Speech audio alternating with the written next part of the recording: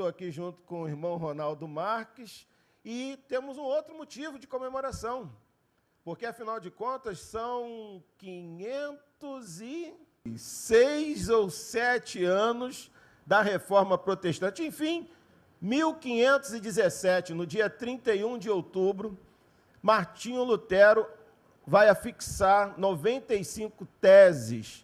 E hoje nós vamos saber por que Martinho Lutero fez isso. Mas, como sempre, eu convido você a orar conosco, porque a gente sempre inicia pedindo a Deus que nos abençoe. Pai Celestial, rendemos graças a Ti nessa noite, te louvamos, ó Deus, por tudo que Tu tens feito. A história, ela está em Tuas mãos. Tu és o condutor da história. E nós te louvamos e te bendizemos por isso.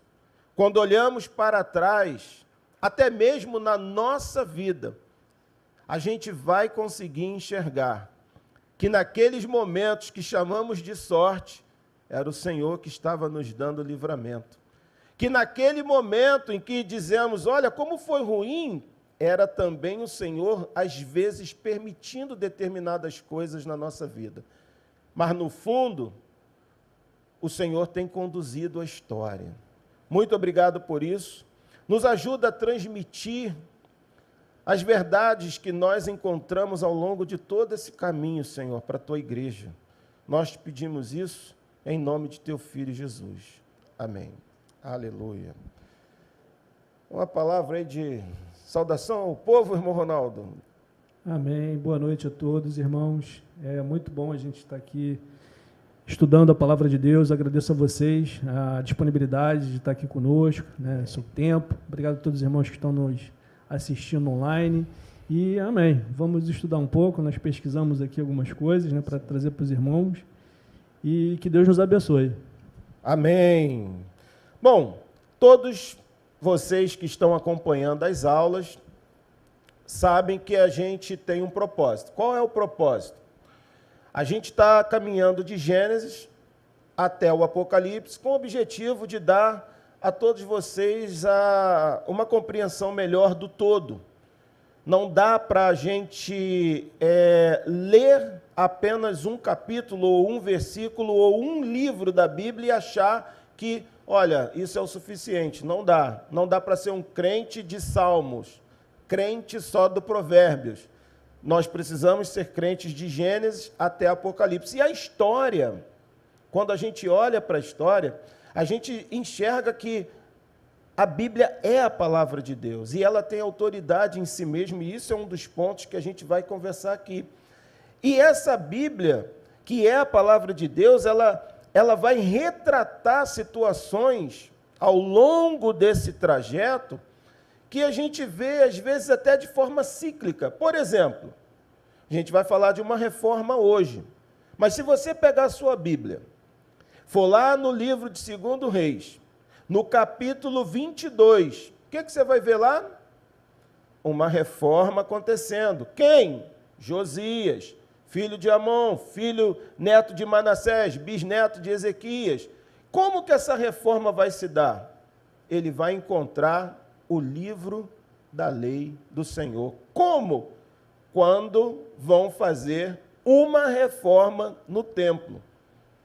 E aí vocês têm que olhar, quando estiverem estudando, o contexto histórico da época e como, aquele tempo, as pessoas estavam distantes de Deus e como Deus preservou a sua palavra.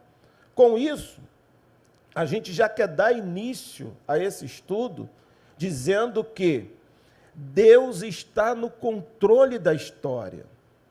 Deus está conduzindo as coisas para aquele grande fim que Ele já disse que virá. Nós estudamos em Hebreus, e lá está escrito, o fim virá, ele vem.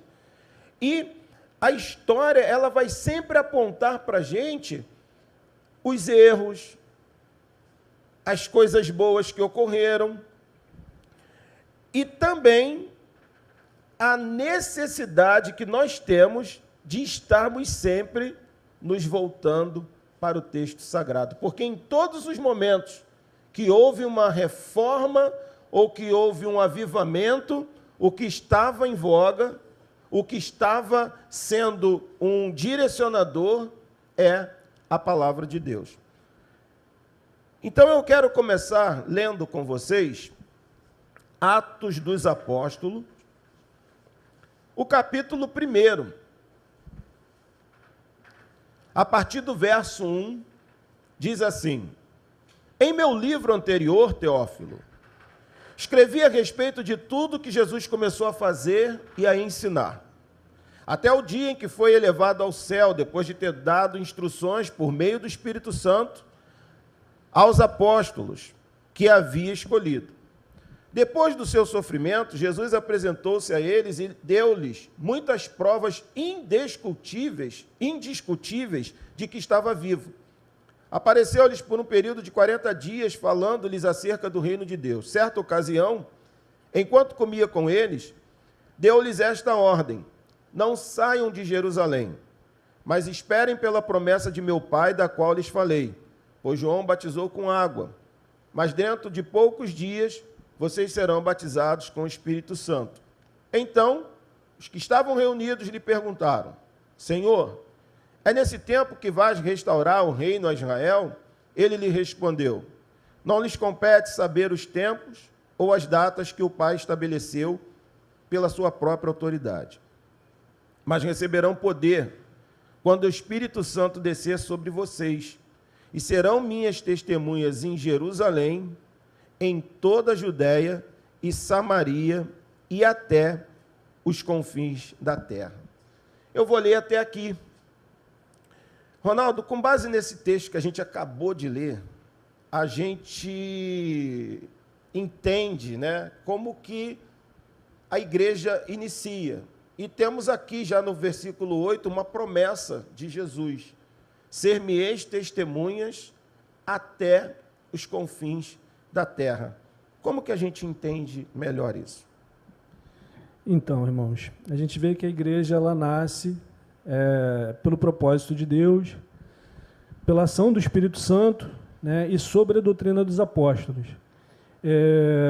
Durante esse nosso trabalho de pesquisa, eu ouvi o pastor Paulo Júnior ele falando que se uma coisa, a gente está tratando de reforma, né, para uma coisa ser reformada, o que é reforma? É voltar à forma, né? Dar forma novamente. Para uma coisa ser reformada, é porque ela perdeu a sua forma, né? Ela tinha uma forma anterior, né? Ela foi deformada com o passar dos anos, e a proposta da reforma é levar a igreja à forma que ela tinha antes. E por isso que é importante a gente estudar como era a igreja primitiva, né? Como eles viviam, o que acontecia ali. Nos primeiros anos da igreja primitiva, né, ela era considerada uma seita do judaísmo, era uma religião, né, inserida dentro do judaísmo. Por pregar, né, que Jesus Cristo era o Messias esperado, né, e que eles tinham crucificado a esse Messias, e Jesus trazia uma nova interpretação, uma nova ressignificação da lei, né, da lei mosaica. Eles achavam que os cristãos eles estavam pregando heresias, né, pregando coisas que eram contra a lei mosaica. Aí tem um primeiro momento que a igreja é perseguida pelos judeus, certo? E seguindo as profecias de Jesus, mesmo com todas com a perseguição dos judeus, né, nesse contexto está Paulo, que era um dos membros do Sinédrio, com autorização para caçar e matar os cristãos, né? Ele se converte, a igreja, ela, segundo a profecia e a promessa de Jesus, ela ultrapassa as barreiras, as fronteiras de Israel, né? Atinge a Ásia, Europa, chega até Roma, e quando ela chega até Roma já não são mais só judeus, né? Ela atinge aos gentios. O propósito de Deus, né? Uma das coisas que contrariava a expectativa do judeu, né, era que eles esperavam o Messias que fosse restaurar Israel politicamente, restaurar a glória, né, o reino, a glória dos tempos do rei Davi. E a proposta de Cristo não era essa, a proposta de Jesus não era essa. A proposta de Jesus era muito maior, era restaurar a humanidade, era restaurar o universo, restaurar a criação, né? quando eles veem que suas propostas não são atendidas, era diferente do que eles pensavam, eles perseguem esse pessoal, né? Mas, como eu estava dizendo aí, nesse momento, que a igreja ultrapassa as fronteiras, chega até Roma, o apóstolo Paulo se converte, já não são mais só judeus, essa mensagem, esse evangelho chega até os gentios, e o apóstolo Paulo, nas suas viagens missionárias, funda várias igrejas. Essas igrejas começam a ter problemas doutrinários. Eles escrevem, o apóstolo Paulo, os outros apóstolos escrevem cartas para doutrinar, para corrigir desvios, colocar as igrejas, né, nessa doutrina, que a gente fala a doutrina dos apóstolos. A doutrina dos apóstolos é essa nova interpretação da lei, essa nova mensagem que Cristo traz, né, que eles receberam diretamente de Jesus, né, essa nova ressignificação da lei. E escrevendo essas cartas, doutrinando, o apóstolo Paulo está escrevendo toda a base doutrinária do Novo Testamento, toda a base doutrinária da igreja cristã, né? Todo o conteúdo que é escrito ali são as coisas que nós cremos hoje. Aleluia. Então a gente entende que quem está conduzindo a história é o Espírito Santo, porque quando a gente vê nas páginas de Atos dos Apóstolos, o grande agente por trás, quem separa Paulo e Barnabé é o Espírito Santo. Quem diz a Paulo, não entra aí e entra lá, é o Espírito Santo. Mas a gente também vê nessas páginas que as coisas não foram tão boas assim, né? Você avançou aí a conversão dos judeus, a conversão dos gentios, a unificação num só corpo, chamada igreja. Mas o que mais acontece? Você usou a palavra perseguição. Fala para a gente, de modo assim, mais amplo, o que aconteceu? Como se deram essas perseguições? Então, como eu expliquei, no primeiro momento a perseguição era pelos judeus, né? Mas quando a igreja sai, nessa igreja que o Alex, que o irmão Alex lê aqui, a fundação da igreja, né, a descida do Espírito Santo, ali a igreja é inaugurada, né, com a descida do Espírito Santo, e ela vai para além das fronteiras de Israel, atinge, né, vários povos, várias pessoas. A gente tem que lembrar que o império, o poder político, o império que dominava, né, o mundo naquela época era o Império Romano, né, todo mundo sabe disso. E, a princípio, nos primeiros anos do cristianismo, os cristãos não tinham problemas com os romanos.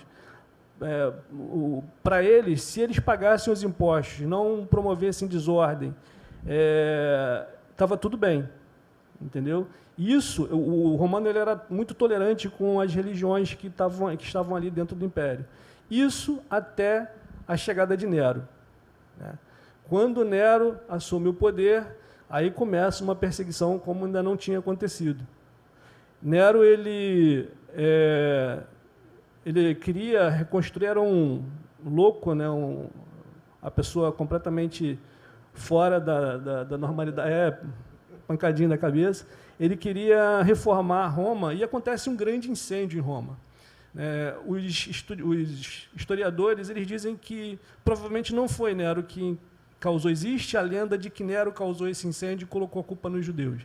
Mas, a princípio, né, os historiadores acreditam que não. O incêndio foi causado pela infraestrutura precária, a forma como a cidade foi construída, acidente. Construiu, e dos 14 bairros de Roma, 14 regiões de Roma, 10 foram queimadas, né? Acho que 4 sobraram, e as pessoas, sabendo dessa ambição de Nero, de que ele queria reconstruir, reformar a cidade, eles começam a pensar, foi Nero que colocou fogo em Roma. Nessa, ele, para fugir, né, da desconfiança, ele percebe que dos 4 bairros que não são afetados, né, é onde predomina cristãos.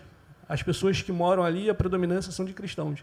Então, ele começa a jogar a culpa disso, né, desse incêndio, nos cristãos, né? Aí, culmina em cristãos sendo mortos, embebidos em pinches colocados como lâmpada para iluminar as ruas, o jardim do imperador.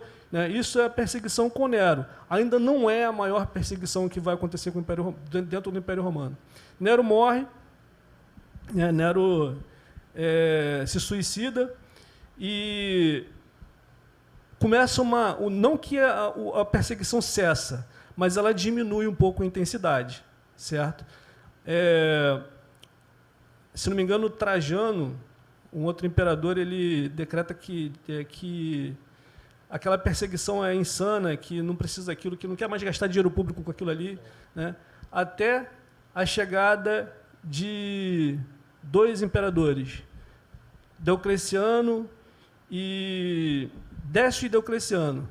Esses 2 imperadores, sim, promovem uma grande perseguição aos cristãos. Eles querem reconstituir a glória do Império Romano e eles acreditam que a religião cristã, nesse momento, a religião cristã se espalhou por todo o Império. Né? Ela cresceu e se espalhou por todo o Império. Eles acreditam que aquilo ali é um obstáculo, é uma forma que vai atrapalhar os planos dele. Certo? Bom, a gente não vai ter tempo aqui de cobrir os pais da igreja. Por quê? Para falar de reforma, a gente está começando do princípio, do nascedouro da igreja, e a gente está caminhando até chegar na reforma e alguns desdobramentos. A gente não vai chegar até os dias atuais, porque a gente não vai ter tempo para isso. Mas, se vocês quiserem, tem um livro do Justo Gonzalez, na verdade, são 2 livros, chamado A História do Cristianismo Ilustrado. É perfeito, ele pega desde o nascedouro da igreja e segue em frente, e tem assim muito material, é um material técnico, mas é ótimo para nós, tá? Agora, você colocou aqui para nós sobre a questão das perseguições, mas todos nós sabemos que chegou um tempo que a igreja ela vai deixar de ser perseguida. Inclusive, a gente tem ali uma união entre religião e Estado. Isso é bom, porque nós, hoje em dia, muitas vezes clamamos por isso sem saber o quanto isso é prejudicial. Quantos de nós, como cristãos, acha que resolveríamos o problema do Brasil se o Brasil fosse uma instituição, um Estado cristão? Muitos pensam assim, se o Brasil todo fosse governado por evangélicos, só tivesse prefeito evangélico, só não sei o que lá evangélico. Eu acho que a gente não tem a noção da história. Querer que o Brasil seja convertido é uma coisa, mas desejar que ele seja o Estado, a gente vai ter alguns problemas, e eu acho que o Ronaldo vai poder trazer uma visão do que aconteceu lá, para que a gente entenda melhor isso. Fala com a gente, Ronaldo. Então, faltou falar aqui nesse período das grandes perseguições romanas, né, um imperador Domiciano, né, antes de Décio e de Diocleciano, Domiciano, ele foi o primeiro imperador romano a exigir ser adorado como Deus.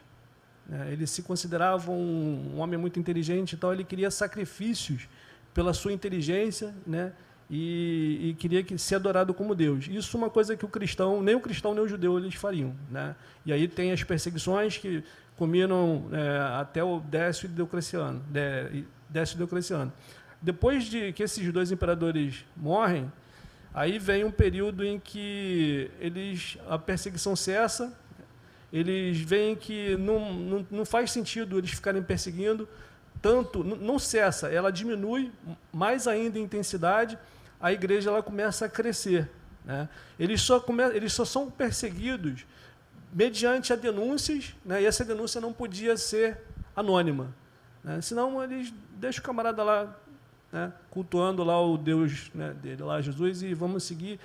Existiam outros problemas maiores no Império Romano, invasões bárbaras, outras coisas que eles precisavam se preocupar, então vamos deixar esse negócio de lado.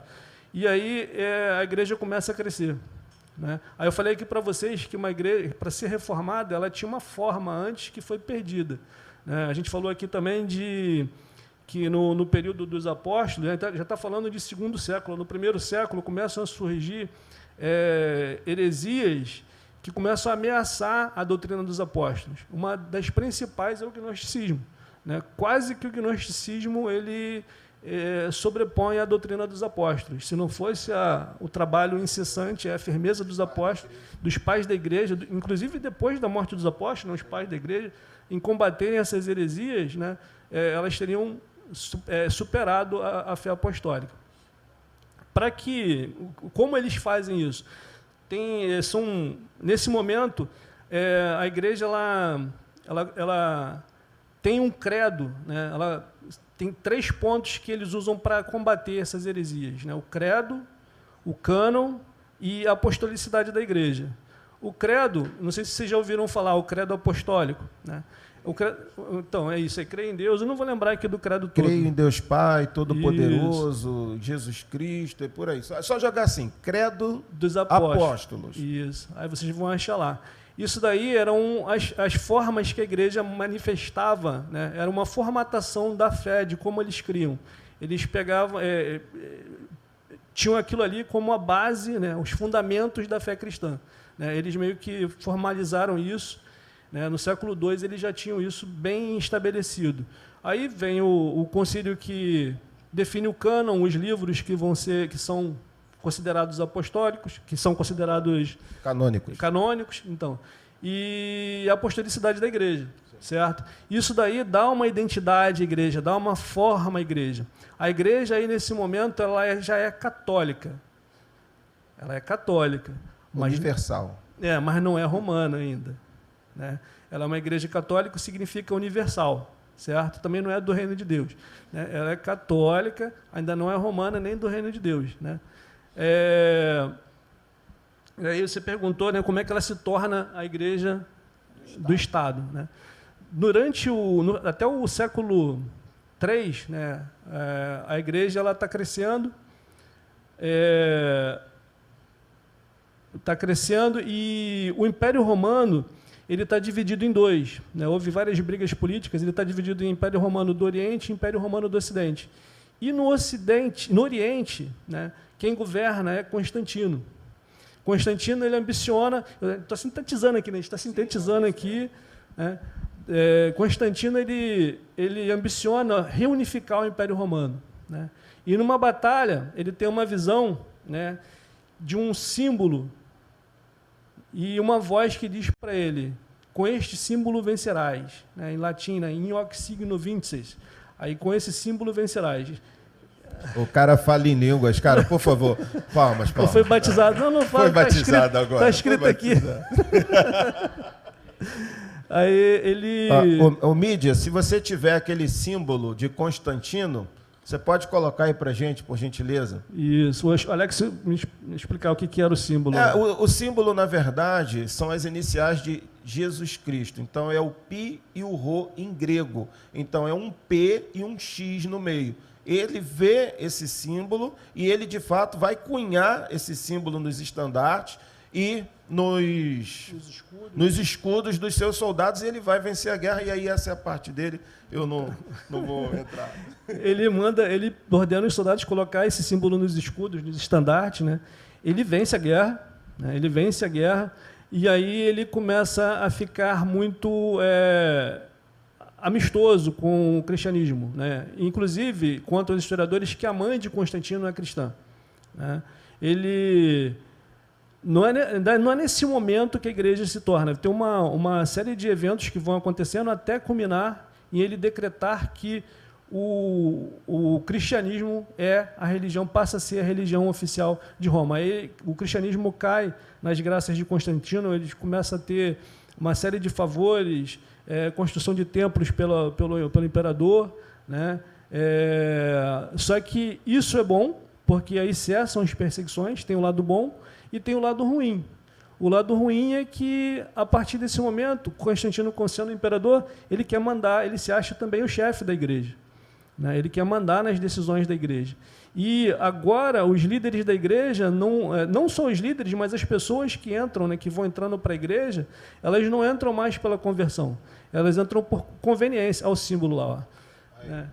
Entendeu? Então, esse aí é o símbolo que ele mandou colocar nos escudos e nos estandartes dele lá, e venceu. Venceu a guerra. Venceu.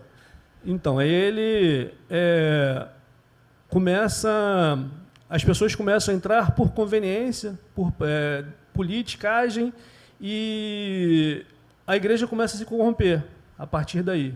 Começam a entrar cultos pagãos, né? Essas pessoas que entram e não são convertidas trazem costumes pagãos, costumes de religiões germânicas, pagãs, eles trazem aquelas coisas para dentro da igreja, e aí tem uma série de eventos, aqui no nosso estudo tem uma lista das heresias que a igreja romana vai adotando, né, contrárias à fé cristã, mais de 40,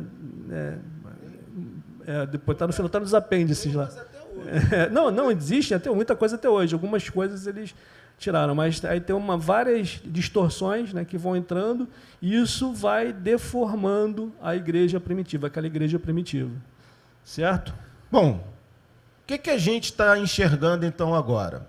A igreja está fazendo parte do Estado, ela deixou de ser perseguida, mas ela ganhou um bônus, um brinde chamado sincretismo religioso. Ao longo dos nossos estudos aqui, vocês nos ouviram falar sobre isso em várias vezes. Por quê? Por que isso é tão danoso para a igreja? A gente já disse aqui, você vem de fora, você tinha uma determinada fé, você praticava uma determinada coisa lá, e você se converte e você pensa o seguinte, bom, aquilo que eu fazia lá, agora eu vou fazer aqui para Jesus. E isso foi o que aconteceu em Roma. Então, vocês imaginem como estava a igreja, que tinha que cultuar em catacumbas, que tinha que cultuar em cemitérios, que tinha que cultuar em casa, não podia ter templo. Agora ela tem um visitante ilustre na igreja, que é o imperador. E o imperador tem uma bela ideia. Bom, nós temos templos de Roma, nós temos templo para um monte de deuses, e por que esse Jesus não vai ter um templo? Então ele vai construir a versão 1.0 da Basílica de São Pedro, que não é essa que existe hoje atualmente, mas como a gente está estudando, e a gente tem que olhar para a história e olhar para a nossa vida. É assim que a gente tem que ver a história. Você quer errar menos? Então, você quer ser sábio? Olha para o erro dos outros, que ficou na história, e vê se você está caminhando naquele erro, e você diz, bom, o que deu com ele? Deu tudo de ruim. Pô, não vou fazer, não. Isso é ser sábio. Você olha lá para trás, e por isso que a Bíblia tem vários registros. Mas eu quero trazer algumas coisas aqui, porque se vocês lembrarem, lá no Êxodo, na verdade, lá em Deuteronômio, quando Deus disse ao seu povo, olha, essa terra que vocês vão entrar, vocês não podem ter nenhum tipo de comunhão com o povo daquela terra, porque senão eles vão fazer vocês pecarem. E a gente, quando entra no livro de Josué, a gente vê que o povo não foi totalmente expulso.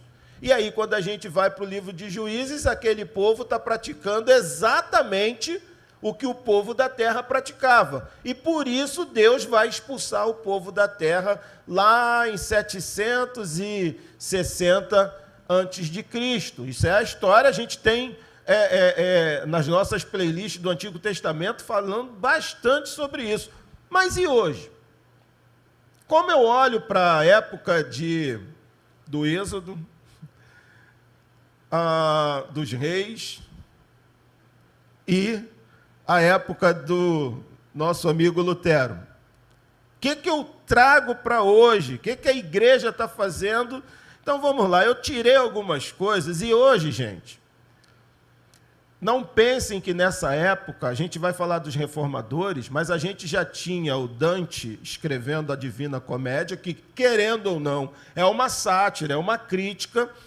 E nós temos um outro, que é um italiano, que eu esqueci quem é, agora o nome não vem à cabeça, mas Cantos da Cantuária. Tem em PDF, vocês jogam aí, Cantos da Cantuária. Lá pela página 190 e até 193, você tem o Canto do Vendedor de Indulgência. Quando você lê aquilo, é um escárnio. Eu peguei para ler e, assim, é um absurdo, mas o cara está criticando. Quando você entra hoje no YouTube, digita assim, loucuras gospel, maluquices gospel. Não acredito que isso aconteceu na igreja. Está no Instagram, está no Face, está no YouTube. Por que que essa gente, e boa parte deles, não tem nem religião, eles não são cristãos, mas estão observando as loucuras. Aí, dentre elas, o Paulo já tinha nos avisado, escrevendo aos Coríntios, um pouco de fermento leveda toda a massa. Então, basta um que fala com um que fala com dois que fala com três, e quando você vê, você está praticando todas aquelas coisas. Eu sempre falo dele, do copo ungido, do copo com água, porque isso vem de uma tradição católica, mas que os evangélicos tomaram posse. Você pega um copo com água, bota em cima da sua televisão, graças a Deus agora é fininha, vai cair e queimar. E ali você vai beber aquela água supostamente ungida pelo cara que está lá do outro lado, que é um super. O que a gente está vendo aqui? O que a gente vai ver? Não há super. Cristo é super. A tua fé é nele, não nas coisas. Isso tem outro nome, é animismo. Esse é o nome. Depois você vai ter, na década de 80, milagres do dente de ouro. Começou a surgir dente de ouro em tudo que é canto. Eu nunca entendi o que significa, para que significa. Depois você vai ter uma coisa louca, que isso sim, eu nasci no evangelho muito próximo disso aqui, a bênção de Toronto. Benihim e companhia, cair no espírito, unção da lagartixa, pessoas imitando. Isso está no YouTube. Não é invenção do irmão Alex. Isso tudo está registrado por câmeras. Pessoas imitando animais, pessoas na unção do riso. Você entra na igreja, parecia uma loucura, todo mundo... Cara, e eu fico pensando, é melhor até falar em línguas do que ficar rindo assim. E agora, há pouco tempo, você já tem um louco pedindo trízimo. Trízimo, ele usa um chapéu grande. Aí você tem unção financeira e, acredite, até promessas de questões relacionadas a desempenho sexual. Tá ruim para os irmãos, não é mais a pílula azul, tem lá um cara que vai orar e por aí vai. Gente, essas bizarrices, elas estão acontecendo em tudo que é lugar. E nos dias atuais não são diferentes. O que nós devemos fazer como igreja? Nós temos que voltar para a palavra. Prestem atenção que em toda essa aula, toda essa palestra, vai haver no final um foco. Qual é o foco? Precisamos voltar para a palavra. Precisamos valorizar a palavra. E por isso, toda terça-feira a gente está aqui. Não é para implementar nossas ideias, porque a gente não tem. Eu não tenho boas ideias, irmãos. A gente, quando assume aqui, é para dizer, a Bíblia diz. Esse é o grande objetivo. Mas, Ronaldo, a gente pulou aí, falamos dessas questões, né? O sincretismo religioso, então essa igreja provavelmente não pode ficar de boa, saudável, né? Coisas mais esquisitas vão acontecer e a gente entra aí na Idade Média, né? Cara, o Ronaldo, eu me amarro nesse ponto. O cara nem leu, o cara tá só, vocês perceberam isso? Então, Ronaldo, fala com a gente aí, mas se tiver que ler não tem problema nenhum. Tranquilo. Bom, Idade Média. a queda do Império Romano, com a queda do Império Romano do Ocidente, né, século V, né, século V, começa a Idade Média. Quando cai o Império Romano do Ocidente, todo o Império ele se fragmenta em vários reinos, vários pequenos reinos. E a única instituição que consegue manter alguma ordem, né, entre esses reinos, manter a paz, fazer eles dialogarem e tal, é a igreja que existia ali. Tá? A igreja, era a igreja cristã que existia naquele tempo, a igreja, né, católica. Aí a gente tem várias teorias, várias ideias para a questão do papado, né? É uma coisa que é introduzida durante o período da Idade Média, né? Eu peguei aqui uma né, que o imperador Focas, um dos imperadores de Roma, ele nomeia o bispo Nicolau como bispo universal da Igreja Cristã. Ele recusa esse cargo. Ele diz que o único que é digno de ter esse cargo é Cristo. Ele recusa em 604, né? Em 604 ele recusa, e em 607 ele nomeia outro bispo de Roma, Bonifácio III. Esse aceita, né, o cargo, certo? Ele aceita o cargo e aí ele começa com essa ideia, com o papado. O que acontece? Existem outras teorias que dizem como Roma era a capital do império, era a cidade mais importante naquele momento, e o bispo de Roma era muito influente, né? As outras igrejas, as outras cidades tinham igrejas, tinham seus bispos, e como o bispo de Roma era um homem influente, né, ele era o considerado o chefe da igreja. Aí são várias teorias e tal, e os católicos, para poder atestar as teologias dele, eles trazem a ideia de remontar o papado até os dias de Pedro, até Pedro, né? Levar, trazer, regressar. Só que não dá para fazer isso. A gente vai ver que, se a gente for ver todas as teorias, vários homens influentes exerceram liderança sobre a igreja, sobre igrejas locais e tal, e as igrejas elas tinham suas lideranças isoladas. O bispo de Roma ele tinha uma preeminência porque era a cidade mais importante e a igreja mais importante, certo? Nós vimos uma pregação do Hernando Dias Lopes sobre os 500 anos da Reforma. Ele fala que surgiu no século VIII um documento, né, esse documento que tenta fazer essa remontagem do papado até Pedro, que as Decretais de Isidoro.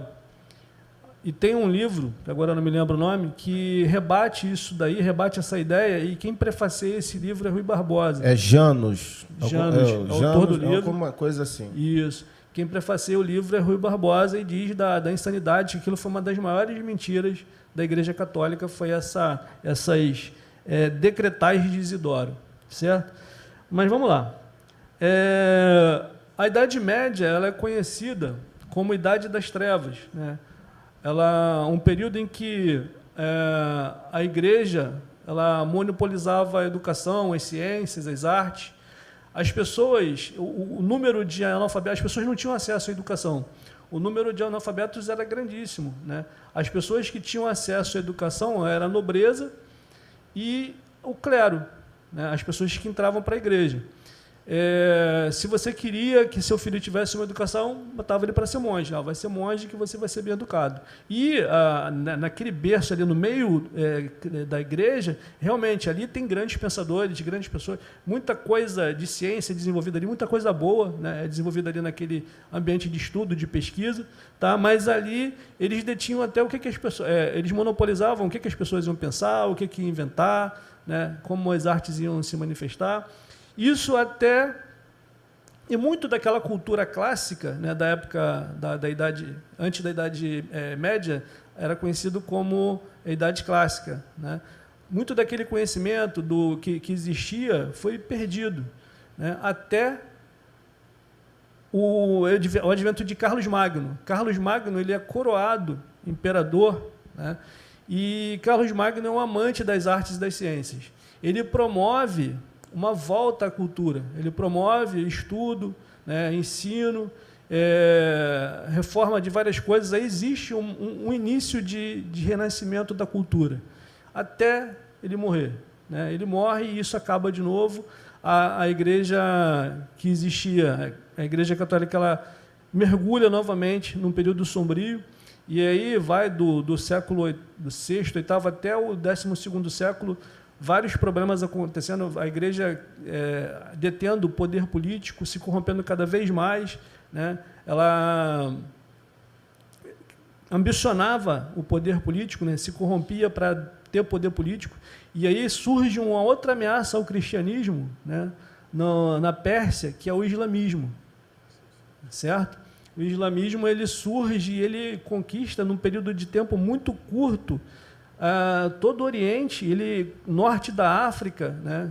Eles surgem como uma ideia religiosa, mas depois eles se militarizam, né? E vêm conquistando, eles conquistam até metade da Espanha, certo? Eles conquistam e aí a igreja ela começa a ficar coado, o cristianismo começa a ficar coado. Esse era um dos problemas.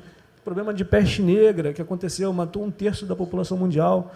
Né? A igreja vai se corrompendo e as pessoas vão ficando insatisfeitas com as coisas que acontecem na igreja, com as coisas que estão acontecendo no mundo. Né? Esse é o contexto. Nesse contexto de os muçulmanos se expandindo, conquistam Jerusalém, que é o berço do cristianismo. Né?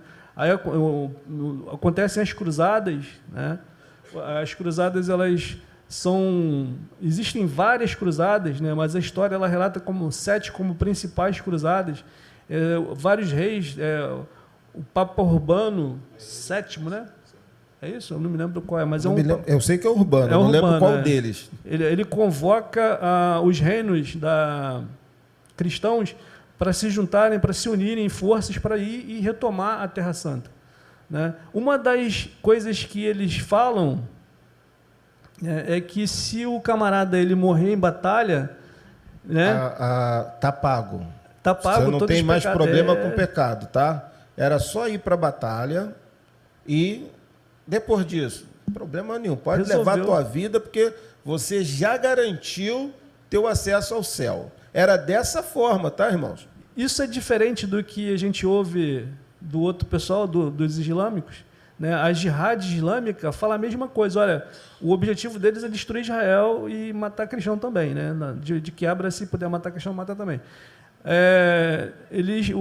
A jihad islâmica prega a mesma coisa. Olha, se você morrer no momento da jihad, da Guerra Santa, né, lutando pelo Islã, você vai para o céu. Né? E só tem diferença que não tem as 7 virgens do cristianismo. Né? O cristianismo não tem as 7 virgens. Lá no céu, para esse pessoal que se explode, por aí vai, tem as virgens, você tem um harém, você vai receber isso lá na eternidade. Tá? Isso aí vocês vão ver dentro da cultura deles. Uma coisa que eu não falei aqui interessante sobre a Idade Média e como a igreja tinha poder, né? Aconteciam várias invasões bárbaras, e antes da queda, de Carlos Magno, tem um episódio interessante que é Átila o Huno, né? Um guerreiro, um bárbaro que começa também a invadir a Europa, né? Vem da Ásia, começa a invadir a Europa e promove grandes matanças, e ele chega até perto de Roma, até a Itália. E o imperador da época, ele convoca o Papa e pede para o Papa ir falar com Átila Huno. E aí, o que vocês acham? Um camarada que era sanguinário, um caudilho, guerreiro maluco lá, matava todo mundo. Tu acha que ele ia ouvir o Papa? Ele nem acreditava em Papa. Ouviu. Ele voltou, não atacou Roma. Aí imagina o poder que essa entidade teve ainda mais. Aí tem várias lendas por que ele ouviu, né? Depois teve uma outra invasão, Genserico, né? Ele invadiu também Roma, o Papa foi conversar com ele, só que dessa vez ele invadiu, ele não matou as pessoas, ele saqueou Roma, levou tesouros e tal, né? Mas aí ele para mostrar como esse homem, o Papa, essa figura, ele tinha, o bispo de Roma tinha poder ali. Né? Eu falei tudo sobre a Idade Média? Bastante. Então, o que a gente está enxergando aí, gente? O poder que é dado a um homem é sobre economia, é sobre política, sobre religião, sobre cultura.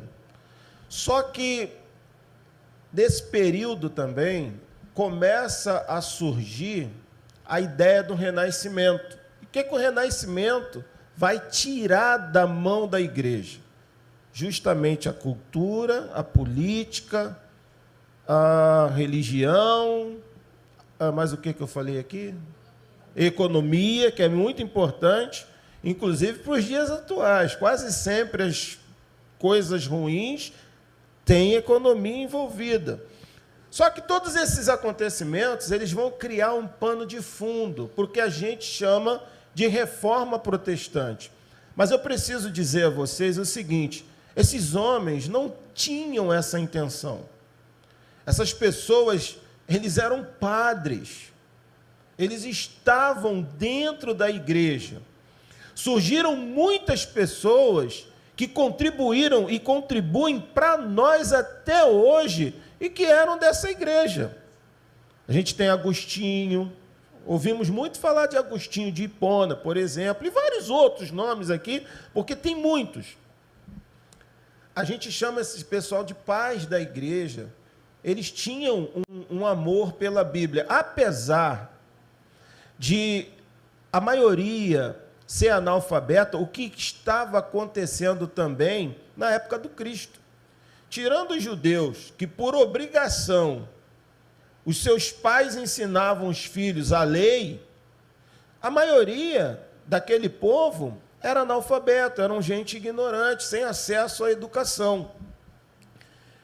E aqui a gente vai ter todos esses acontecimentos que o Ronaldo narrou, formando esse pano de fundo. A corrupção da igreja, papas mandando matar papas. Vai ter um período que vamos ter 3 papas, porque a igreja vai ter o grande cisma no ano de 1054. Então você vai ter a Constantinopla, e vai ter, que é o Oriente, vai ter o Ocidente, cada um tem um papa, e vai chegar um tempo que você vai ter lá em Avignon, né?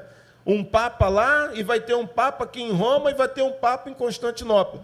Só que as pessoas estão vendo que o fundo é grana, é poder, e é isso que está acontecendo, a disputa por poder. Esse pano de fundo agora está pronto. Por quê? Você tem pobreza extrema, você tem uma igreja extremamente rica,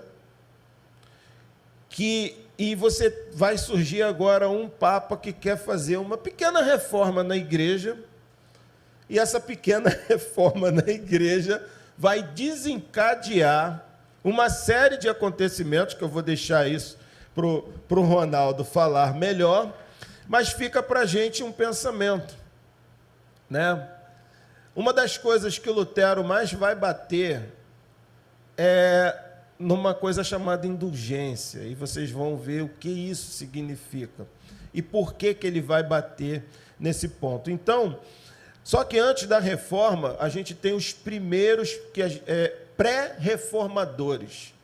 Então, está surgindo uma série de acontecimentos e pessoas de dentro da igreja já começam a se levantar, olhando para o entorno e dizendo: olha, mas isso está errado. Essas coisas estão erradas. E aí eu já deixo uma dica a todos vocês. A gente não tem que se levantar contra a igreja. O objetivo desses homens não era esse. Mas a gente tem que se levantar contra os erros. Contra os erros você tem e pode e deve. Você não só não deve fazer o errado, como você, ao ler, você deve condenar aquilo que vê errado. E como que a gente condenar? Então eu vou só orar. Será que é só assim? Será que esses homens condenaram, botando o joelho no chão e dizendo que orar? Ou eles procuravam as pessoas a quem eles achavam que por direito e falavam: olha, isso aqui está errado. É assim que funciona. Mas o Ronaldo vai nos falar sobre esses pré-reformadores. Então, o Alex está falando, né, do Papa lá que queria reformar a catedral que ele falou no início, na Catedral de São Pedro, que a gente tem hoje, né? Ele queria fazer uma reforma naquela catedral, mas bem antes disso, a reforma protestante foi em 1517. 1415, né, já surgiam, nos anos 1400 já surgiam reformadores. Na Inglaterra, John Wycliffe, né, ele traduzia a Bíblia para o inglês. Ele morreu antes, foi condenado lá e morreu antes. Os discípulos dele terminaram a tradução e começaram a divulgar, a espalhar a Bíblia para os ingleses. E na Boêmia, John Huss, né, que significa ganso. Então, a gente tem, só um pouquinho, Ronaldo, a gente tem aqui na tela uma linha do tempo com o período em que eles viveram. Ali à minha esquerda, o Wycliffe, o aportuguesado Wycliffe. Aqui embaixo, o Huss. Inclusive, ele está em 2 lugares ao mesmo tempo, o Wycliffe. Aqui a gente tem o Frederico, a gente nem falou, não vai falar dele, né? Tá faltando gente aqui, porque nessa linha do tempo, você ainda tem, junto de Wycliffe, logo depois o John Huss, e depois a gente vai ter um italiano que é o Não é isso não. Aí esse cara, se souber, vai ficar triste com a gente. Savonarola. É difícil, tá? Jerônimo. Girolamo Savonarola. Mas continua aí, meu querido. Bom, aí o John Huss, né, na Boêmia, inclusive tem uma frase célebre, né? Tem que citar isso aqui, acho isso lindo. Fala você. Bom, o que vai acontecer com John Huss? Ele vai ser condenado porque ele vai começar a pregar justamente contra essa coisa da indulgência, essa coisa da riqueza da igreja. E nesse que ele é condenado, quando vão colocar ele lá na fogueira, ele vai dizer o seguinte, que Huss significa ganso, tá? Ele diz assim: hoje vocês estão matando um ganso, mas Deus vai levantar um cisne, cujo canto vocês jamais irão calar. Há quem diga que ele estava sendo, naquele momento, um profeta acerca de Lutero. Por quê? Porque depois de Lutero, acabou. A igreja não conseguiu mais calar. Isso daí. Esses foram os principais, né, reformadores. Apareceu ali Frederico, o sábio. Frederico, né, é importante, ele é que sequestra Lutero, livra Lutero da morte. Né, esses são os pré-reformadores, né, já no ano de 1400, eles já começam, já veem que existem problemas na instituição da igreja e já começam a falar contra o poder da igreja, contra o poder do Papa, contra as indulgências que são cobradas, né? E o fim era ser queimado na fogueira, né? A maioria deles foi queimado na fogueira, morreu, se levantava contra eles e era queimado na fogueira. E é interessante o seguinte, pessoal, quando você pega os estudos de Martinho Lutero e você começa a ler, Martinho Lutero, eu preciso deixar isso aqui claro para a gente. Ele, se bem que ele vai falar mais sobre isso, mas o Martinho Lutero, ele não estava fazendo efetivamente nada demais. Ele estava fazendo o trabalho ordinário dele. Por exemplo, aqui a gente tem pastor Joel. O trabalho ordinário do pastor Joel é pastorear a igreja, ponto. Então, se alguma coisa acontecer por conta dele pastorear a igreja, não é nada demais. Por quê? Porque o papel dele é esse. Então, qual era o papel do Martinho Lutero? Ele era um professor, ele era teólogo, ele dava aula. Então, à medida que ele está dando aula, ele está enxergando os acontecimentos. Ele vai a Roma. Quando ele vai a Roma, ele vai enxergar com mais clareza o que está rolando. E aí ele volta decepcionado. Eu já abro aqui para sugerir a vocês. Existe um filme, Lutero.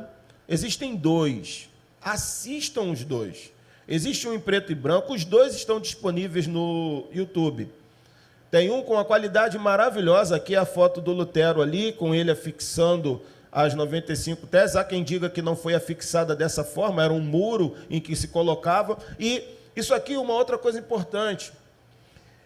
Ele não está peitando a igreja, gente. O que o Lutero está fazendo é chamando as pessoas para uma disputa. E isso era comum, por ele ser professor, tinham as disputas. Se você tem uma ideia e eu tenho uma ideia, vamos para uma disputa. Você apresenta as razões que você tem, eu apresento as minhas e vamos debater. Então, ele está chamando para isso. Só que já temos a figura do Gutenberg com a sua imprensa, e era o WhatsApp da época. Era rede social. A galera pega aquilo, já vimos aqui que tem uma insatisfação generalizada, mas o foco de Lutero é o quê? Prega o Evangelho. Volte-se para o Evangelho. E vocês têm visto a gente falando o tempo todo nessas aulas que nós damos aqui. Voltem-se para o Evangelho. Por que voltar-se para o Evangelho, Alex? Não é pregado o Evangelho todo domingo, toda quinta. Gente, voltar-se para o Evangelho é que você vai colocar a sua vida totalmente na mão do Cristo, confiar nele e entender que a palavra é superior a você e a qualquer instituição. Eu não posso defender instituição, eu não me defendo. Eu não consigo fazer isso. Por quê? Porque elas sobem, elas caem. E elas têm erros nas suas defesas de ideias. Todas têm. E a gente vai ver melhor isso. Então, o que a gente hoje está vendo aqui é como Deus usou esse homem. Ele tem, dentro das teses dele, eu quero deixar essa daqui, tese 62. O verdadeiro tesouro da igreja é o santíssimo evangelho da glória e da graça de Deus. Essa é uma das teses que ele afixou lá. Uma. Mas ela começa no número 1 e vai até o 95. E ali é muito importante vocês lerem. Está aí na internet, em qualquer lugar, no próprio site dos luteranos, você tem acesso a essa informação. Mas, Ronaldo, e agora a gente chegou no ponto. Então, nós já falamos do que aconteceu com a igreja, nós já falamos como que a igreja originária, que a gente começou lendo lá em Atos capítulo 1, ela vai ser perseguida, ela vai crescer, e daqui a pouco ela vai se unir ao Estado, e daqui a pouco ela vai ganhar uma proporção, e ela vai lutar para não perder o poder financeiro, não o poder de Deus, porque esse ela perdeu. Até tem eu não me lembro, domingo, alguma coisa, que alguém leva uma pessoa até os tesouros da igreja e diz: olha, quantos tesouros e quanto poder a igreja, quantos tesouros a igreja tem, e essa pessoa vai dizer: a igreja tem tesouros, mas não tem mais poder. Duro isso, né? Duro. Mas nos fala aí, mais da vida desse homem. Então, Martinho Lutero. Quem era Martinho Lutero e como ele é impelido a escrever as suas teses, né? Bom, Martinho Lutero, ele nasce numa família de camponeses na Alemanha. Ele é um homem medieval e é atacado, né, pelos problemas, pelas crises dos homens medievais. Um dos grandes problemas na mente do homem medieval é o medo da morte e o que acontece após a morte, né? A questão da salvação. Ele, como devoto de Santa Ana, né? Sim. E as doutrinas que a igreja pregava sobre salvação, um dos grandes pontos, né, divergentes dos protestantes, dos reformadores, para a igreja, para a teologia que era pregada, era a questão da salvação, né, e o poder da igreja, né, as indulgências que eram cobradas, o poder da igreja, eram os pontos divergentes. e ele não se sentia salvo. Ele não é uma pessoa que tinha um medo terrível, né, do pós-morte. E conta a história que num dia, numa tempestade de raios, né, muito forte, ele teve medo de morrer e ele fez uma promessa para Santa Ana, né, que se ele saísse com vida, se ele não morresse, ele se tornaria monge. Quantos aqui já fez isso?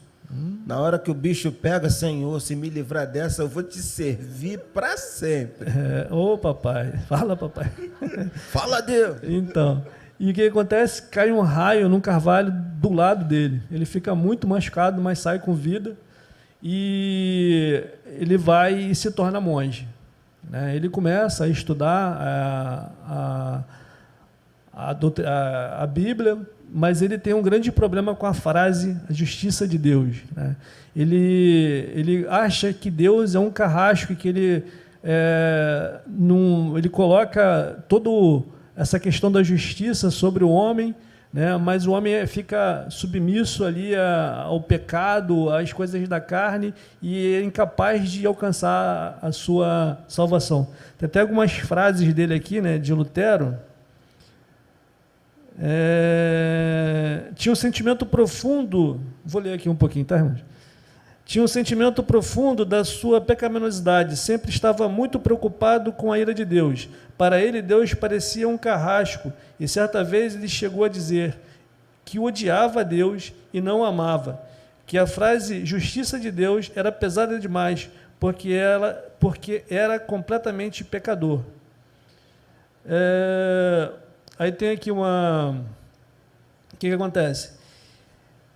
Ele tinha esse sentimento, né? Ele não se sentia salvo, mas ele era um estudioso da Bíblia, ele se tornou monge, e em determinado momento ele é designado para dar aula de teologia. Deixa eu abrir um parênteses rapidinho aí, porque eu não fiz isso nenhuma vez, é a primeira, então... Muita gente é assim no meio evangélico, tá? Muita gente serve a Deus não por amor, por medo. Martinho Lutero, ele não enxergava a graça de Deus, ele enxergava que ele só iria conseguir agradar a Deus. Na verdade, não, mesmo ele fazendo tudo, ele achava, eu nunca vou agradar a Deus. Vocês, se assistirem o vídeo, o filme retrata mesmo, é a real. Ele discutia com o diabo. Ele era encontrado desacordado. Ele se confessava todo dia por 2 horas. Ao ponto do cara que ouvia ele, não sei se era o padre ou o mentor dele, um dia dizer: o dia que você cometer um pecado, você volta aqui, mas não venha mais com essas ladainhas. Vocês vão ver isso. Ele era um cara extremamente com medo de Deus e tentando salvar a si mesmo. A gente vê isso muitas vezes na igreja. E precisamos deixar claro que tudo é pela graça. E vocês vão ver isso. E outra coisa que eu quero dizer a você, que de repente vive assim: Deus pode te alcançar como alcançou Lutero. Isso aí. Então, ele se autoflagelava, né? Ele ficava se autoflagelando, tentando expurgar os seus pecados, e nada disso era suficiente. Né? Existem relatos, eu não sei se passa o filme, que ele já foi encontrado várias vezes desacordado na cela dele, né? Pela autoflagelação, né? Tentando expurgar os pecados dele. E aí até que num dia, ele nos seus estudos, ele se depara, né, estudando o livro de Romanos, ele se depara com a frase, né, Romanos 1,17, o justo viverá pela fé. Aí ele diz que os olhos dele se abriram, as escrituras tiveram um novo entendimento, ele tem um novo entendimento das escrituras, tudo aquilo passou a fazer sentido para ele, né? Porque ali ele entende, né, com os estudos dele, que a justiça de Deus não recai mais sobre o que crê, recai sobre Cristo, né? Cristo ele morreu na cruz para isso, para que a justiça de Deus, o pecado do homem é tão terrível, é tão tenebroso, é uma coisa que precisa de morte, derramamento de sangue, que o homem não seria, nenhum homem seria capaz de conseguir isso, conseguir essa redenção por si só. Né? Quando ele lê essa frase, o justo viverá pela fé, ele entende isso, que ele já sabia que ele era muito pecador, né? Ele entende que a justiça de Deus ela recai sobre Cristo, né? Que era impossível o homem conseguir a sua redenção pelos seus esforços, pela sua autoflagelação, pelo seu martírio, pelos seus esforços, pelas suas obras, né? Que isso só vinha através do sacrifício de Cristo no Calvário, certo? Ele era professor de teologia, né, na igreja de Wittenberg, né? E o Alex falou aqui que um papa ele queria reformar a igreja e tal. Um dos problemas que aconteciam, a cobrança de indulgências, era porque eles estavam querendo reformar a Catedral de São Pedro, né, em Roma, e para isso precisavam de recursos. E eles cobravam indulgências, né, a pessoa tinha pecado e você pagava e seus pecados eram perdoados. A revolta dele acontece quando chega um tal de John Tetzel, né, que era um cobrador de indulgências autorizado pela igreja, pelo Papa, cobrando indulgências. Uma das frases, isso ia até contra a teologia da igreja, falava que sempre que caía uma moeda na caixa, no cofre do altar, uma alma pulava do purgatório. Aí ele se revolta com essas coisas e escreve as 95 teses, né? É o que o Alex estava falando. A intenção dele não era... As pessoas têm ideia de que isso foi um ato rebelde, né? Um ponto que tem que ser considerado é que aquela igreja era uma igreja universitária, ali era um campus universitário. Ali, né, estavam acadêmicos, e o ato de pregar, né, existem outras teorias, né, de pregar uma tese, né, uma ideia para debate. E você pregar uma tese lá nas portas da igreja era um chamado sincero para o debate. Vamos conversar sobre isso, né? Era uma refutação às coisas que ele via. Ali, os outros acadêmicos faziam isso com suas teses de ciências, de um monte de coisa. A proposta dele era isso, era gerar o debate sincero. Só que nas teses dele, ele atacava o poder papal, a instituição da igreja, e, com certeza, isso daí afetou, né, causou um grande incômodo na estrutura da igreja, do Papa, que foi chamado para se retratar. Então, ainda dentro disso aí, olha só, duas teses dele, que é a 66 e a 67. Eu expliquei, né? Ele foi a Roma. Então, quando chegou lá, o filme, inclusive, retrata isso muito bem. Ele deu uma sacada em Roma e ele começou a fazer pregações na igreja. Ele começou a dizer para o povo. Tem uma coisa interessante em Lutero. Lutero sabia conversar com os doutores, mas Lutero sabia conversar também com o povo. Isso é uma coisa para mim, para o Ronaldo. Eu tenho que aprender a conversar com o intelectual e eu tenho que saber conversar com quem não é também. Porque o Evangelho, ele é acessível. Quando a gente lê lá o Evangelho, a gente vê Cristo discutindo com Nicodemos e a gente vê Cristo falando ao povo tranquilo, o povo raso no sentido de entendimento como Nicodemos tinha. Mas na tese 66 ele diz assim: os tesouros das indulgências, por sua vez, são as redes com que hoje se pesca a riqueza dos homens.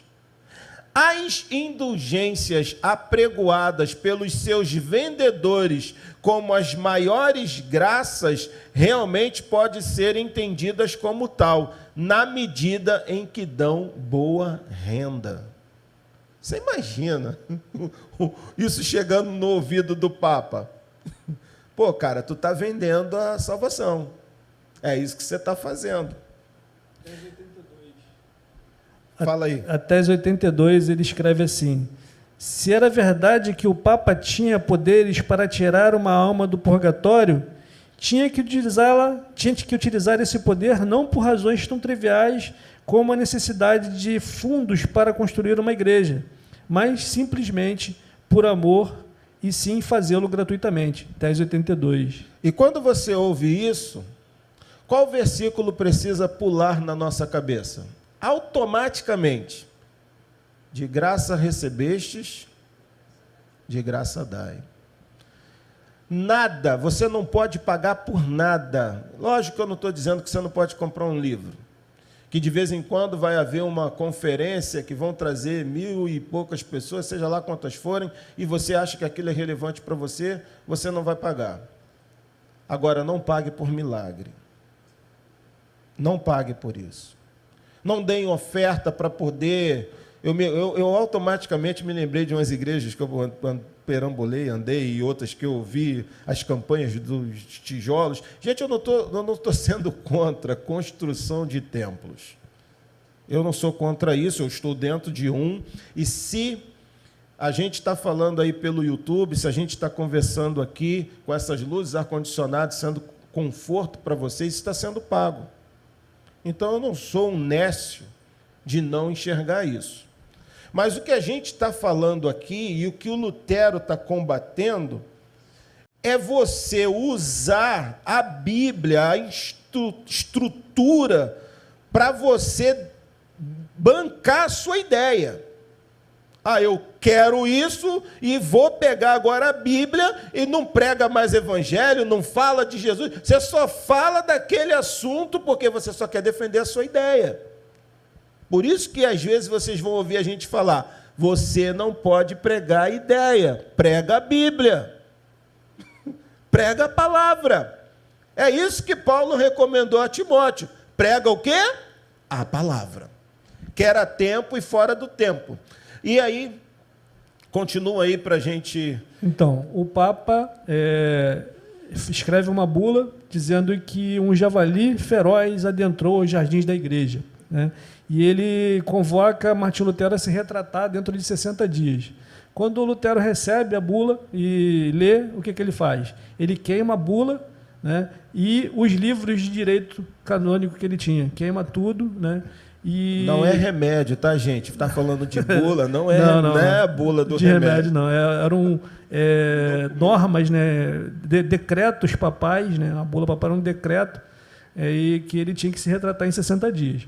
E o que acontece? Ele não se retrata, ele queima a bula, queima os livros de direito canônico que ele tinha, e em determinado momento ele é convocado a se retratar, né? Ele não se retrata diante do Papa, o próprio imperador, né, convoca ele para a dieta de Worms, para se apresentar na dieta de Worms, para se retratar. Também não é sobre ficar sem comer, tá? Dieta aqui é um concílio, junta os príncipes, se fosse aqui hoje no nosso país, chamariam os governadores, os prefeitos, e iriam debater sobre aquilo que estava acontecendo, não só do campo religioso, poderia ser sobre qualquer outro assunto. Então, ele é convocado a se retratar, só que ele não se retrata, ele não retira o que ele tinha dito. Ele assume tudo aquilo, né, e descreve. Não posso nem quero me retratar de coisa alguma, pois ir contra a consciência não é justo nem seguro. Deus me ajude. Amém. Né, dieta de Worms, Martinho Lutero. Aí apareceu ali a imagem de Frederico III, né? Com base nisso, o imperador decretou a morte de Lutero, né? Não era para se esperar menos que isso. Ele é condenado à morte, só que nesse interim, nesse caminho, um dos príncipes lá, uma pessoa importante, sequestra Martinho Lutero, né? E leva ele para um castelo, onde ele passa 10 anos, né, enclausurado lá no exílio. Ele, inclusive, as pessoas pensam que ele tinha morrido. Ele adota um apelido, né, ele era chamado... São Jorge. Jorge. Cavaleiro Jorge. E as pessoas pensam que ele tinha morrido, né? Mas nesse período é o período mais produtivo da vida dele. Ele produz muito, escreve muitos textos, inclusive começa a tradução da Bíblia para o alemão, certo? Esse Lutero, e tem os outros reformadores, né? Eu acho que a gente, por conta até do tempo, a gente pode só passar por cima, né? Porque Pô, mas tem dois aqui que são muito importantes. Não, vamos falar sobre eles aí. Então, assim, qual é o ponto que a gente está aqui? A gente está vendo que a história está na mão de Deus, tá? Deus está conduzindo essa história. Mas tem coisas que são periféricas, que assim, eu vou invadir o teu espaço aqui, rapidinho, para você passar para o... A gente tem invasão da imprensa, invenção da imprensa. O sistema político já tinha as relações com o papado enfraquecidas, a igreja já não era bem vista aos olhos do povo. Quais são as mudanças que a reforma vai promover ali e agora? Os monges vão começar a se casar. Fala, caramba, que coisa boa! Casa que tu vai ver. E é bom sim, tá? Eu estou aqui fazendo só uma piadinha. Os cultos começaram a ser feitos em alemão. A Bíblia ela vai ser traduzida também. Qual é a cabeça desses homens, tá? Por que o primeiro, o Wycliffe, ele também foi condenado? Ele está traduzindo o Novo Testamento. Ele entende. A Bíblia não pode ser um monopólio da igreja e dos grandes. A Bíblia tem que estar na mão do povo. A mesma ideia Lutero tem. A palavra tem que estar na mão das pessoas. Agora, isso nem está aqui, mas é importante. Esses homens não estão defendendo livre interpretação. Eles estão defendendo livre exame. Eles estão defendendo, não deixe que alguém pense por você. Eles estão defendendo isso. E com isso, Lutero também vai ser conhecido como esses que vão dar a abertura para a modernidade. Porque a modernidade acaba sendo isso, né? O homem está no centro, ele pensa, penso, logo existe, e daí para lá. Só que o Lutero também não estava falando sobre isso. É necessário, sim, a gente leu Atos dos Apóstolos. Quem é que determina para a gente o que é o certo e o errado dentro da Bíblia? A doutrina dos apóstolos. Foram eles, comissionados por Cristo, que tiveram a iluminação e a inspiração para escrever o que nós hoje lemos. Então, eu preciso o quê? Fazer uma boa exegese, fazer uma boa hermenêutica, compreender o que os primeiros homens, para quem aquelas escrituras foram enviadas, como que eles ouviram e por que eles ouviram. O Lutero, ele não está fazendo nada de novo. O Lutero está voltando para os princípios. Lutero está voltando para a Bíblia, ele está voltando para o grego, ele está lendo, ele está entendendo, olha, peraí, a gente passou por cima dessas coisas, a gente chutou o balde. A gente criou umas maluquices. Da onde que o Papa tirou que é ele quem determina quem pode e quem não pode ser salvo? Como assim ele pode tirar alguém lá do além e dizer, vem para cá só porque jogou uma moeda? Basicamente, ele está falando isso. Então, tudo isso aqui, também vamos ter revoltas, tá? Porque depois disso, vamos ter revolta, vai ter matança, então vai ter muita coisa no desenrolar dessas reformas, porque agora a reforma ela vai abrir. E aí a gente falou de Lutero, mas junto dele está vindo uma galera. Pegou força, os camponeses pegaram força, os príncipes ganharam força. E aí é onde o Ronaldo traz essa informação para a gente fresquinha. Vamos tentar sintetizar, né? Bom. Dois personagens importantes, um é Zwinglio, sim, né? Zwinglio, ele é um padre, né? Contrariando a regra da época, ele era um padre que tinha muito conhecimento, que estudava, que conhecia muito grego, né? Quando os padres na época, muitos sacerdotes da época não conheciam nem o Novo Testamento. Ele era um estudioso, ele era um erudito, né? E ele acreditava muito no estudo da palavra, na leitura, de buscar os originais e tal. Quando Lutero ele chega às conclusões dele por uma experiência pessoal, né, ele tem uma experiência de quase morte e depois ali ele vai e lê Romanos e tem essa experiência. Zwinglio ele chega às conclusões dele baseado no estudo, né? Ele era um intelectual, ele era diferente de Lutero nisso. Um outro personagem é Calvino, né? Calvino, ele é francês, né, mas acaba indo para a Suíça. Ele também é uma pessoa, um intelectual, dizem os historiadores que foi o maior pensador, né, de todos os protestantes. Né? Calvino ele sistematiza toda a teologia protestante, certo? Ele escreve um livro que ele intitula A Instituta da Religião Cristã, que a princípio era um livro, né? E com o passar do tempo esse livro ele vai se desenvolvendo e viram 4 livros, né? Que são conhecidos hoje as Institutas da Religião Cristã. As Institutas da Religião Cristã são a primeira teologia sistemática dos protestantes. 1536, tá? Isso. Viralizou também. Viralizou, né? O pessoal baixou direto em PDF na época. O Alex ele comentou aqui da invenção da imprensa. Tudo isso acontece, né? Tá fermentando, acontecendo uma ebulição de coisas acontecendo no mundo. A invenção da imprensa é uma, né, fundamental para isso, né? Gutenberg ele inventa a imprensa. O primeiro livro escrito, impresso, né, mecanicamente, né, por uma tipografia, é a Bíblia de Gutenberg. Né? E as ideias, os livros, eles começam a ser impressos e, em quantidade, distribuídos, as pessoas têm acesso àquelas ideias. Certo? Um outro evento importante que acontece é que, no meio dessa história toda, surge um grupo, né? É importante a gente falar isso falando de reforma, que essas pessoas são reformadores e diz muito da nossa origem batista, né? Que são os anabatistas. Eles acreditavam que toda essa reforma, tudo isso, toda essa teologia de Zwinglio, de Calvino, de Lutero, tudo isso era frouxa demais, era muito fraca. No fundo, precisava ter uma volta para o Novo Testamento, né?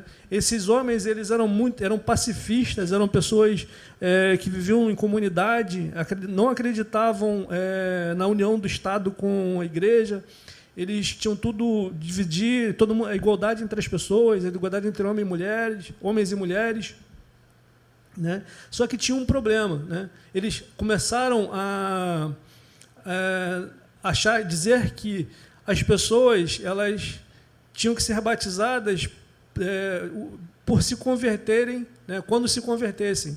Eles tinham que se rebatizar depois, por isso eles eram conhecidos como anabatistas, os que rebatizavam. Só que tinha um problema. Né? Historicamente, as religiões, quem rebatizavam eram as seitas heréticas. Né? As religiões, as seitas heréticas, elas que rebatizavam as pessoas. Então, essas pessoas, esse grupo, ele começou a ser perseguido por protestantes e por católicos. Né? Eles foram caçados e mortos de várias maneiras. Uma das mais irônicas era por afogamento, né? Eram esquartejados vivos. A mais irônica era o afogamento, porque, inclusive, com a aval de Zwinglio, né? Eles falavam, olha, vocês gostam tanto de água, querem ser batizados, então vai ser batizado pela 3ª vez. Já afogava o camarada lá. Né?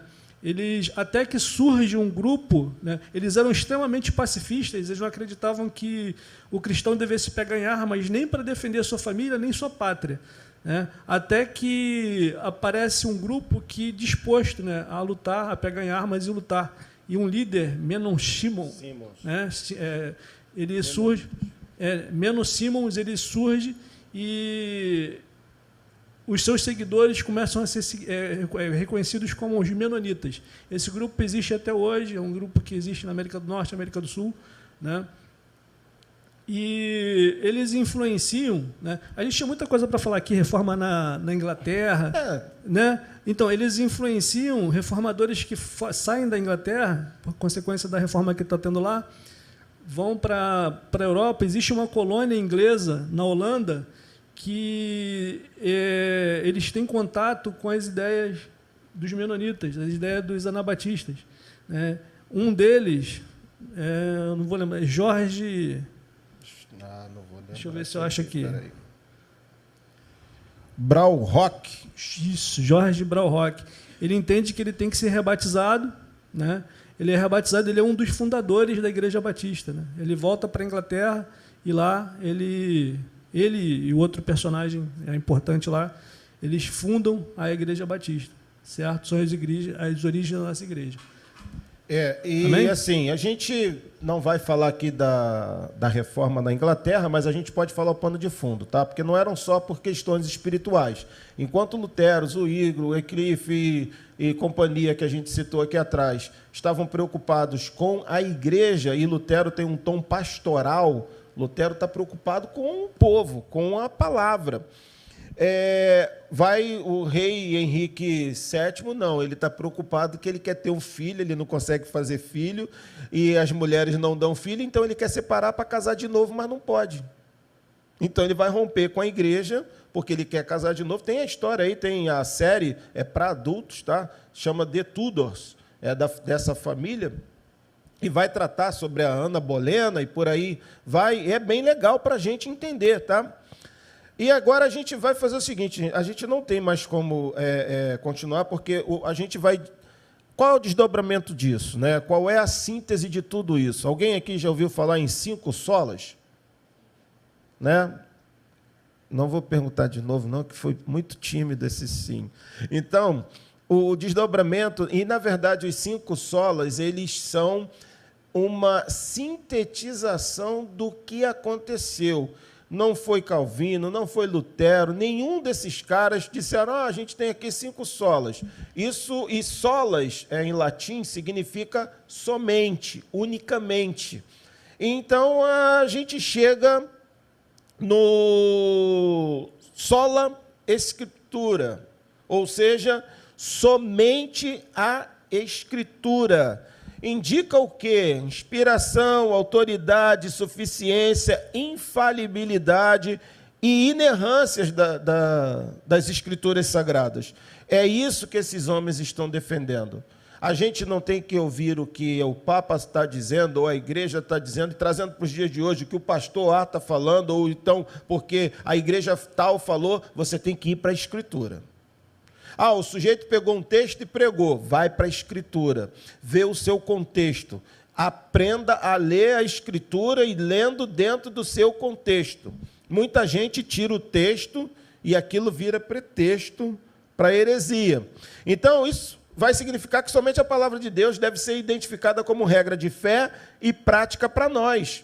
Os reformadores, eles acreditavam que a autoridade das Escrituras não dependiam de testemunho de qualquer homem, ou mesmo da igreja, mas unicamente do próprio Deus, que é o autor dessa palavra. Então, esse conceito vai fazer o quê? É um contraste com a teologia da Igreja Católica Romana, medieval. Porque naquela época, a autoridade papal, a tradição e as formulações dos concílios é que possuíam autoridade equivalente às Escrituras. Todavia, apenas a Bíblia é a autorrevelação especial de Deus e de sua vontade ao homem. Valeu, solos Cristos, ou eu sigo? Somente Cristo, solos Cristos. Cristo é o único mediador entre Deus e o homem. E na Igreja Católica medieval, tinha o Papa como mediador, Maria como mediadora, alguns santos como mediadores. E aí eu peço a vocês para abrirem os olhos. Vocês não têm um mediador a não ser Jesus Cristo. Nós não temos. O pastor, por mais bonzinho que ele seja, por mais legal que ele seja, ele não é teu mediador. É difícil e duro falar isso, mas muita gente tem colocado homens como seus mediadores. Muita gente nem sequer faz uma oração dentro de casa. Mete a mão no telefone e olha, também vou abrir umas aspas aqui. Não estou dizendo com isso que eu não possa pegar meu telefone, ligar para o Ronaldo e falar, Ronaldo, cara, estou mal, vamos orar? Você pode orar comigo ou pode orar por mim? Mas tem gente que acha que a palavra e a oração daquele pastor é que é forte. Vocês não estão, a igreja não está em célula? Já imaginou?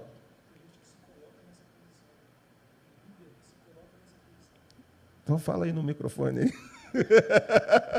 Compartilha comigo, com o povo. Tem líder que se coloca nessa posição, né? Uma coisa é ele dizer que ele tem esse poder, né? As pessoas acreditarem nele. Também tem esse ponto. É o fulano que tem a palavra forte, a oração forte. Meus irmãos, se você é um crente em Cristo Jesus, você tem o Espírito Santo na sua vida. É Ele. O poder é dele. E é Ele que faz conforme quer e conforme lhe apraz. Então, solos Cristo é porque nenhum outro complemento precisa ser adicionado à obra redentora de Jesus. O sacrifício substitutivo de Jesus, em nosso lugar, é suficiente para o perdão dos nossos pecados. E isso satisfaz plenamente a justiça de Deus. Imagina Lutero. Lutero, ele antes tenta se salvar. Ele entra numa estrutura cuja salvação é pelas obras. E quando ele lê o justo viverá da fé, aquilo é arrancar um fardo dos seus ombros. E ele encontra a verdadeira felicidade do cristão. Eu sou aceito por Deus a despeito de meus pecados. É pela minha fé nele. Então essa posição ela vai combater o entendimento da liderança da igreja, que colocava, como eu falei, outras pessoas em posição especial entre Deus e o restante dos homens. Mas a Bíblia diz que somente pelos méritos de Cristo o homem pecador pode ser justificado diante de Deus.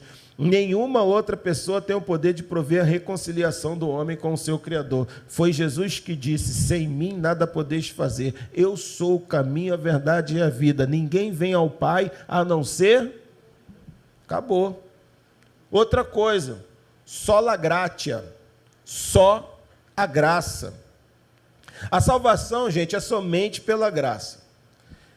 Uma obra realizada unicamente. Deus não depende de qualquer cooperação humana. Não importa o que você vá fazer. Eu também digo, não importa o que você fez. Mas se você se debruça na graça de Deus, se você, e aí seguindo, crer em Cristo, conforme as Escrituras, olha como isso vai escalonando. Você se sente perdoado, justificado, e você é uma nova criatura. Agora, quando a gente lê Efésios, como que cada um de nós nasce? Mortos em nossos delitos e pecados. Aí, quando você continua lendo Efésios, diz: mas Deus, rico em sua bondade e misericórdia. Então, a gente não tem condições de prover essa salvação, ainda que eu tenha todos os bens. É só você ler lá 1 Coríntios 13, ainda que eu tenha, ainda que, ele está dizendo, nada, eu não consigo nada. Na época da reforma, a igreja estava envolvida no verdadeiro comércio da salvação. Claro que hoje em dia essas coisas não acontecem. Vendia-se perdão de pecados a quem pudesse pagar, as esmolas, as boas obras, o comprometimento com as tradições da igreja e as doutrinas humanas desenvolvidas por ela, garantia um suposto lugar no paraíso aos seus fiéis. Mas, definitivamente, o homem não pode comprar a salvação pelos seus próprios esforços, nem mesmo optar por ela com sua vontade escravizada pelo pecado. E aí a gente entra no sola fide, só a fé. A justificação é unicamente pela fé em Cristo. Até mesmo essa fé não tem origem no próprio homem, mas é o quê? Dom de Deus. Não é isso que está escrito? Isso não vem de vós, é dom de Deus. E por que é dom de Deus? Para que ninguém se glorie, para que ninguém chegue lá e diga: eu fiz, quero pagamento. O homem não regenerado é incapaz de confessar que Jesus é o Cristo unigênito de Deus. Então é somente através da obra sobrenatural do Espírito, fazendo nova criatura, que o homem pode responder com fé e arrependimento à mensagem do Evangelho. E isso é um milagre e é inexplicável como que isso se dá no coração. Para nós não conseguimos. Em que momento, sujeito, isso acontece? Eu não sei, não tenho a mínima ideia. Eu só sei que o dia que eu dei de cara com Jesus, eu falei: Meu Deus, eu estava cego e o Senhor me fez enxergar. É mais ou menos assim. Esse também foi um ponto essencial da reforma protestante. Lutero se empenhou durante um longo tempo em uma grande busca pela salvação da sua própria alma.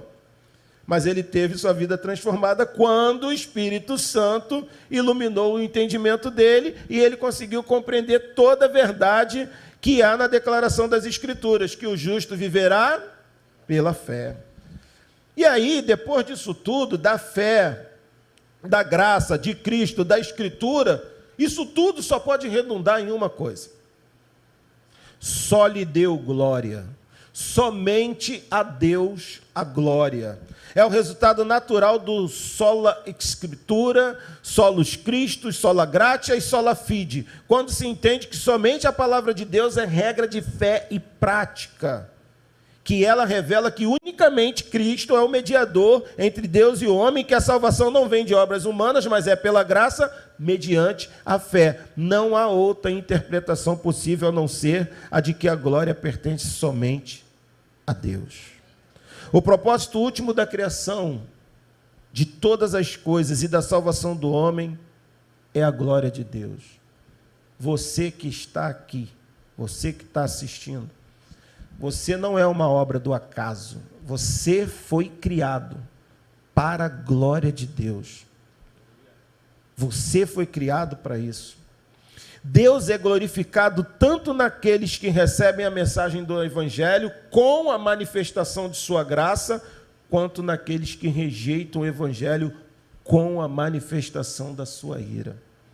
Ninguém pode ocupar o lugar de Deus e ele não divide sua glória com ninguém. Toda adoração nos céus e na terra pertence somente a Ele.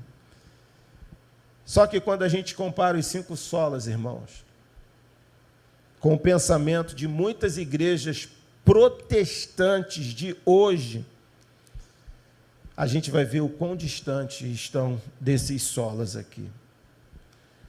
E aí, para a gente encerrar, o que a gente viu até aqui? Vimos, vai ter uma série de surgimento de igrejas, luterana, calvinista, anglicana, o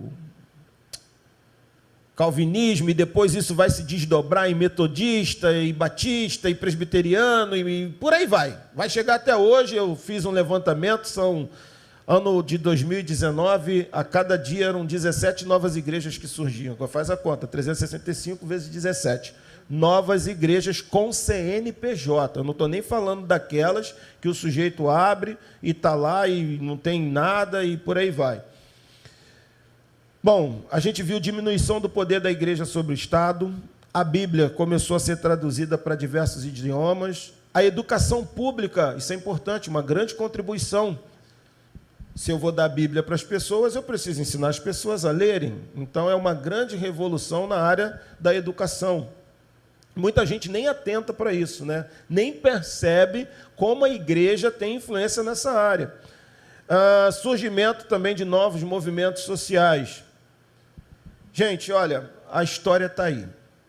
Essa é a história. A gente não tem tempo aqui de avançar e vir até os nossos dias, mas vocês têm. Isso tudo está na internet. Deixo aqui para vocês uma dica. O nome do canal é aquele que a gente... Escola do Discípulo, está no YouTube. Eles fizeram um material primoroso, uma bênção, e assim, muito bem elaborado, e dentro da história mesmo. Está junto até do livro que eu peguei. Obviamente, eu não tive tempo de ler esse livro todo ainda, porque eu estou estudando agora Apocalipse. Gente, Lutero não é um super-herói. O que Lutero não queria com o Papa, a gente não pode fazer de homem nenhum esse super-herói. Lutero é um cara, como eu disse, fez o que tinha que ser feito. Ele leu, olhou e disse, está tudo errado. Foi lá e denunciou. E essas pessoas, todas elas, têm manchas em suas vidas. Lutero é acusado de ser antissemita, para quem não sabe, é anti os judeus, contrário aos judeus. Calvino vai consentir na morte de uma pessoa, na pena de morte em Genebra. Zwingli, como ele disse aqui, vai matar a Ana Batista. Vocês querem rebatizar? Então que morram afogados. E a gente com isso vê que os homens não são infalíveis. Todos são falíveis. E como a gente termina Hebreus, capítulo 1, verso 3.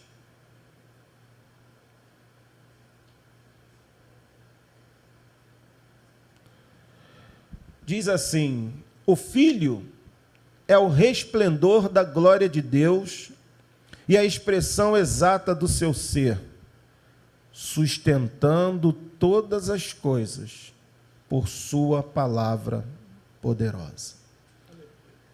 Igreja do Senhor, usem o texto sagrado. Se coloquem à disposição de Deus, se submetendo ao texto sagrado. Não tem outro caminho. E compreenda que Cristo sustenta todas as coisas pela palavra do seu poder. É Ele que conduz essa história. Ele não aprova os erros, não estou dizendo isso. Mas Ele não está aquém da história. Amém? Semana que vem, se Deus assim nos permitir, estaremos aqui com o estudo de primeira epístola de João e, de repente, pode ser a segunda, não sei como é que vai ser. A gente espera que você esteja aqui com a gente. Você aí do YouTube, muito obrigado, tá? Por abrir suas portas, né? Nesse caso, abrir o celular, mas deixar a gente entrar aí para compartilhar com você. Você que está aí pelo Facebook também, legal, se achou bom, achou bacana, indica, manda para um amigo. O objetivo não é, a gente não quer ganhar like, a gente quer que você aprenda como a gente também está aprendendo. Ronaldo, muito obrigado. Tá? É o cara da história, eu me amarro nisso.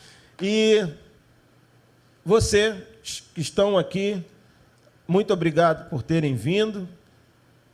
Neto, muito bom ter a sua presença aqui com a gente, tá? Então, assim, eu quero estender isso aos familiares de vocês. Vamos orar, vamos pedir a Deus que levante luteros. Uma dica eu quero dar a vocês, jovens. Esse homem, ele não tinha essa pretensão nenhuma. Era um cara de 22 anos. Daí, quando ele chega a fazer isso, ele está com o quê? Uns 27, mais ou menos? Mas o fato é que ele fez o que tinha que ser feito. Todos vocês têm condições de pregar o Evangelho e de fazer o que tem que ser feito. Vamos orar. Pai Celestial, engrandecemos e louvamos o Teu santo nome. Obrigado por vida de homens não infalíveis, homens falíveis, mas que se submeteram à Tua palavra e à direção do Teu Espírito Santo.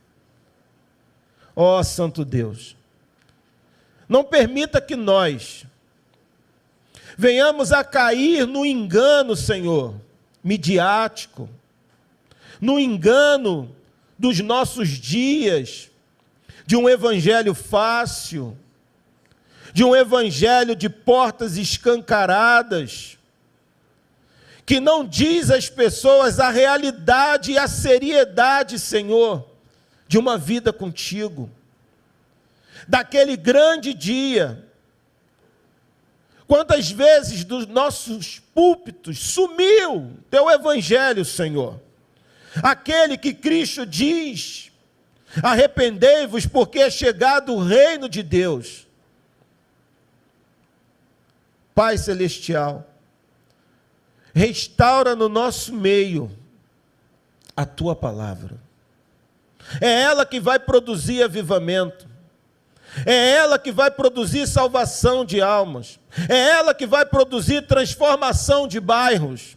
É ela que vai produzir transformação de cidades e de países, Senhor. Porque ela fez isso por onde passou e onde as pessoas deram ouvidos. Senhor, em nome de Jesus, tenha misericórdia de nós, da igreja brasileira. Mas levanta, Senhor. Olha aqui quantos jovens estão nessa igreja. Ó Deus, que eles possam, ao sair daqui, não pensar no jogo do time de amanhã, mas pensar como eu posso fazer, Senhor, para Ti a diferença, primeiro na minha casa, no meio da minha parentela. Que ao sair daqui, Senhor, essas pessoas possam pensar que muitos sangues foi derramado.